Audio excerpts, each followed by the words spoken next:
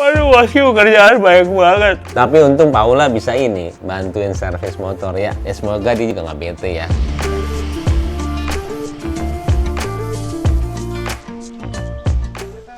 Assalamualaikum. Waalaikumsalam.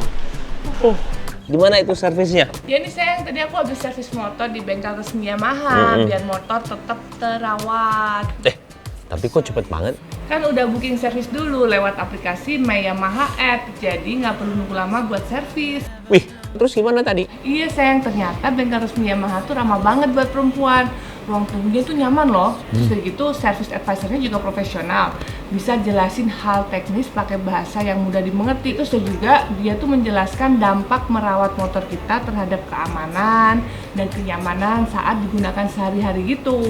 Pantesan ya kamu tuh selalu ke bengkel resmi. Service advisor dan teknisinya juga udah di training gitu. Bener-bener profesional deh pokoknya. Pokoknya dijamin puas di bengkel resmi Yamaha. Jadi jangan lupa, servis motor kamu di bengkel resmi Yamaha. Yamaha, handal teknisnya, asli spare partnya.